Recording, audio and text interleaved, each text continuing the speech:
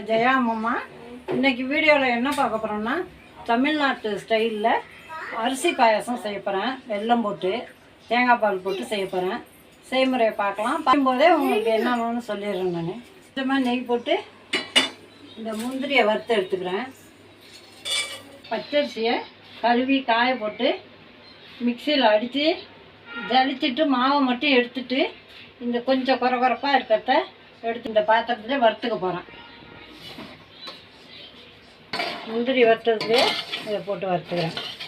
கொஞ்சம் லைட்டாக செவந்து வரணும்.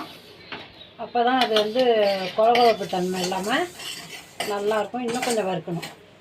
இந்த அளவுக்கு வறுப்பட்டால் போதும். இப்போ இதை எடுத்துக்கலாம். இது கட்டி வெல்லமாக இருந்தது, அதனால் தட்டி போட்டு அதை கரையை விட்டு கொஞ்சம் ரொம்ப பாவாகணும் இல்லை, கொஞ்சம் கரைஞ்சி கொஞ்சம் வச்சா போதும். 2 மக்கு தண்ணி ஊற்றுறேன். தேங்காய் பால் இது ஃபஸ்ட்டு பால். இதை அப்புறமா இறக்கும்போது ஊற்றலாம். இது 2வது பால். இந்த தண்ணியோடய இதை ஊற்றுறேன். தண்ணி கொதி வரட்டும்.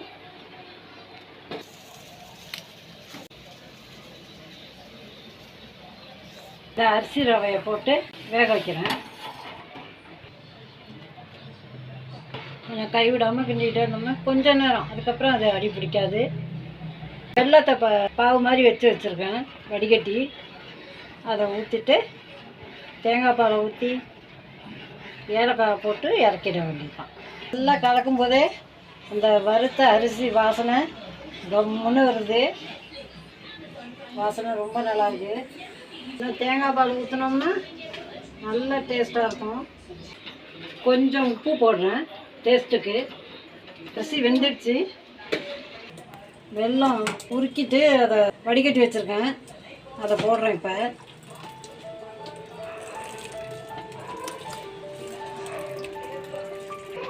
வெள்ளை வெல்லங்கிறதுனால வெள்ளையாக இருக்குது.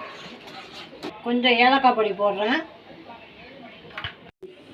தேங்காய் பால் ஃபஸ்ட்டு தேங்காய் பால் எடுத்து வச்சுருந்ததை இப்போ ஊற்றுறேன்.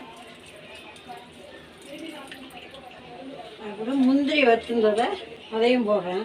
தமிழ்நாடு ஸ்டைலு அரிசி தேங்காய் பால் பாயசம் ரெடி. இப்போ இந்த டைமில் ஆஃப் பண்ணிடலாம். பால் ஊற்றி ரொம்ப கொதிக்க வேண்டாம். முந்திரி போடுறேன்.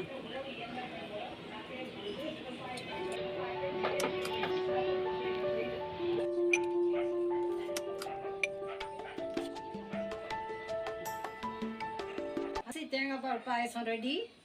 இது சாப்பிட ரொம்ப நல்லாயிருக்கும். நீங்களும் செஞ்சு பாருங்கள். செஞ்சு சாப்பிட்டு பார்த்துட்டு எனக்கு கமெண்ட் பண்ணுங்கள், லைக் பண்ணி ஷேர் பண்ணுங்கள். நன்றி, வணக்கம்.